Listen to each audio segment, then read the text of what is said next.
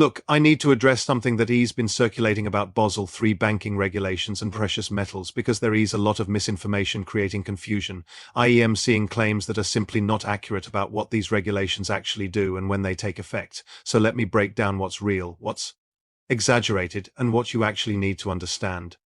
I'm Raoul Pal, and I've spent my career analyzing regulatory changes and their market impacts. And while Basel III regulations are real and do affect how banks handle assets, including gold, many of the viral claims about immediate dramatic effects are misleading or completely false. Let me start with what is actually true. Basel III is a comprehensive set of banking regulations developed by the Basel Committee on Banking Supervision.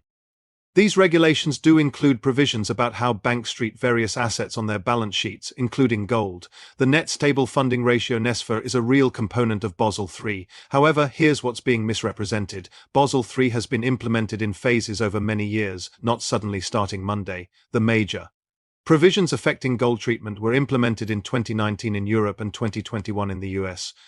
There isn't some dramatic new rule taking effect immediately that changes everything overnight. The gold reclassification under Basel III, physical gold held in allocated form can be treated as a high-quality liquid asset with a 0% risk weighting. This is true, but this wasn't news in 2024 to 2026. This provision has been in place for years. Banks have already adjusted to these rules. The silver component, Basel III specifically addresses gold, not silver.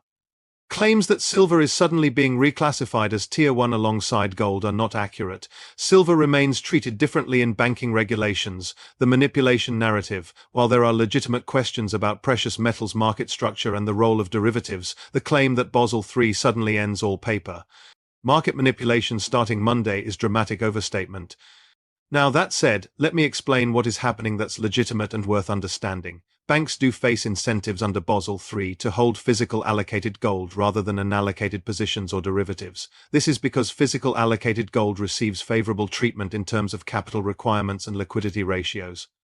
Over time, and I emphasize over time, not overnight, this does create structural pressure favoring physical metal over paper positions. Central banks globally have been significant buyers of gold for years. This is well documented. In 2022 to 2024, central bank gold purchases hit multi-decade highs. Why? Because they're diversifying reserves away from dollar dominance, because they're concerned about currency stability, because gold has no counterparty risk. This is real and ongoing. The broader trend toward physical settlement and away from purely paper-based precious metals markets is also real. We've seen this with changes in how the London bullion market operates, with the growth of physical delivery futures markets in Asia, with increased demand for allocated storage. The market structure is evolving toward more physical backing, and this is critical, these are gradual shifts playing out over years, not sudden overnight. Changes triggered by a single rule implementation on a specific Monday. Here is my framework for thinking about precious metals in the context of regulatory changes and banking system dynamics. First, the macro backdrop supports hard assets. We have structural inflation, negative real interest rates, enormous government debt levels, and geopolitical fragmentation. In that environment, gold and silver make sense as portfolio diversifiers and inflation hedges.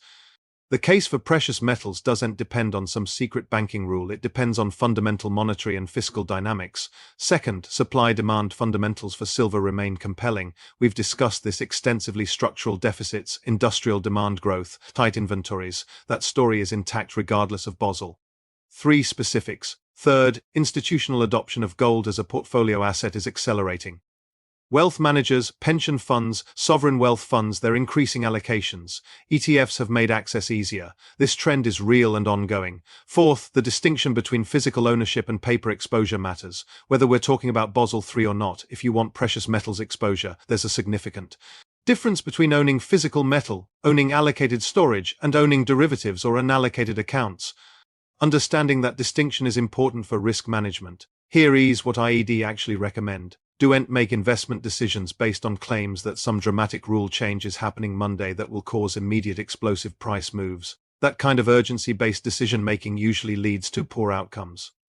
Instead, if you believe in the macro case for precious metals, and I do, then build positions systematically, allocate 5-10 of portfolio to precious metals, favor physical ownership or allocated storage over unallocated accounts, favor ETFs that are physically backed over synthetic exposure, hold through volatility with a multi-year time horizon. The regulatory environment is evolving in ways that, over time, favor physical metal over paper claims. But it's a gradual process, not a Monday morning revolution. The central bank buying trend is real and significant, but it's been happening for years. It's not triggered by some secret rule just now taking effect. The supply-demand dynamics for silver are compelling, but they're compelling because of industrial demand growth and supply constraints, not because of Basel III. Be very skeptical of content that claims secret knowledge, that creates artificial urgency, that suggests you need to act immediately before some deadline. That's typically a sign of either misunderstanding or deliberate misinformation designed to drive emotional decision-making. If you're interested in precious metals, do your homework. On the fundamental case, understand the macro drivers, understand supply-demand dynamics. Make decisions based on that analysis, not on fear of missing some deadline. The real story in precious metals is the multi-year trend of institutional adoption, central bank accumulation, supply constraints, and monetary debasement. That story doesn't need exaggeration or false urgency. It stands on its own merits. Subscribe for analysis. That's grounded in actual data and legitimate market dynamics, not sensationalized claims about secret rules.